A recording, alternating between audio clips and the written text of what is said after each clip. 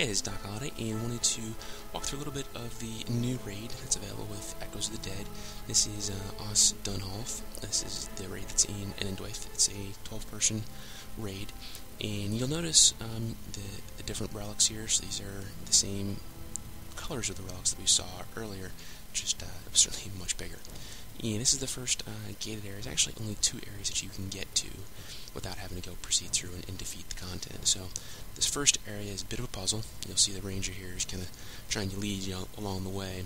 But my guess is, since all these gates here are barred, I'm guessing that you have to stand on those 2 cliffs that I just ran across with multiple people, so I have 1 person on each cliff, and then my assumption is that once you do that, you will open the gates, those big mammoths will come out, and you have to fight them in order to progress. I'm guessing you're going to have to fight all 3 at the same time, because a 56k mob with 12 people really isn't that much.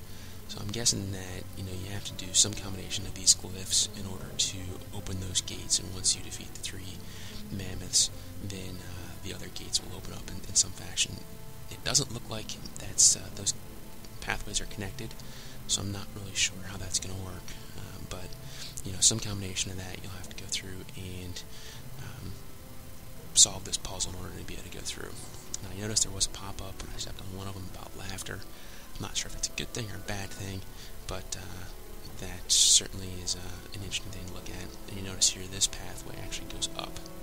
So, looks like a pretty decent space, pretty good size, and it will be interesting to see how this plays as you actually get to progress going forward. So I was just kind of running around trying to see if I can activate and do anything in here, but looks like you certainly need more people in order to be able to have multiple glyphs lit up at the same time. But just kind of want to give you a feel for what this area looks like.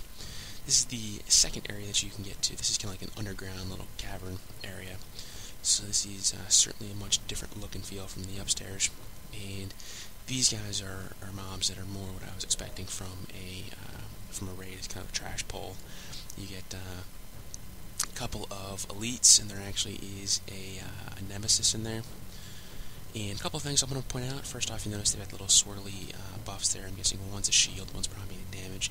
And you also notice these are already marked. So it looks like one of the things that they are looking to do is automatically mark targets for you to make it a little bit easier to coordinate with raid groups. We've always had the ability to do raid markings, but it looks like they're adding in some automatic markings for you. Again, like I noticed some other instances, you can't jump off the edge, so you can't go swimming, but just kind of want to give you a feel for what some of these different areas look like, and we'll have more videos up soon.